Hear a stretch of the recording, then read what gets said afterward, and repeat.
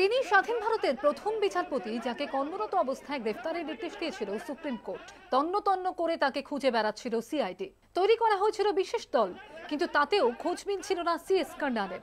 অবশেষে মঙ্গলবার তামিলনাড়ুর কোয়েম্বাটুর থেকে কলকাতা হাইকোর্টের বিচারপতি পদ থেকে সদ্য অবসর নেওয়া কান্নানকে গ্রেফতার করল সিআইডি। সূত্রের খবর, মোবাইল টাওয়ারের লোকেশন খতিয়ে দেখে গোয়েন্দারা জানতে পারেন কয়েকদিন ধরে কোয়েম্বাটুরে ঘাঁটি গেড়েছেন কান্নান।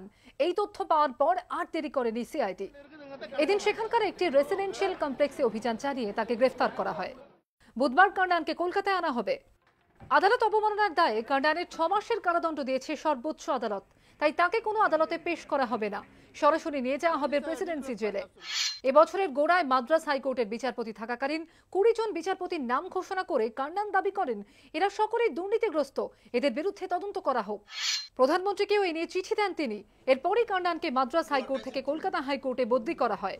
বিচার বিভাগে দুর্নীতি নিয়ে চিঠির প্রেক্ষিতে কান্নানের বিরুদ্ধে স্বতঃপ্রণোদিত হয়ে আদালত অবমাননার মামলা দায়ের করে সর্বোচ্চ আদালত। 8ই ফেব্রুয়ারি আদালত অবমাননা সহ একাধিক অভিযোগে সিএস কান্নানকে শোকজ করে সুপ্রিম কোর্টের 7 সদস্যের সাংবিধানিক বেঞ্চ।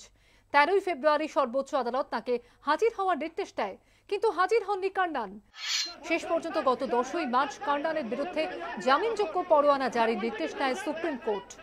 গত 8ই মে কলকাতা হাইকোর্টের বিচারপতি থাকাকালীন দেশের প্রধান বিচারপতি জে.এস. খেহার সহ 8 বিচারপতিকে 5 বছরের সশ্রম কারাদণ্ডের নির্দেশ দেন তিনি।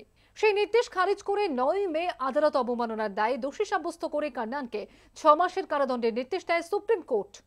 তারপর থেকেই খোঁজ মিলছিল না কান্নানের। এর মধ্যেই তিনি তার বিরুদ্ধে দেওয়া রায়কে চ্যালেঞ্জ করে শীর্ষ আদালতে আবেদন জানান, দাবি তোলেন রায় ফিরিয়ে নেওয়ার। এই কান্নানই এবার সিআইডি জালে। এবিপি আনন্দ।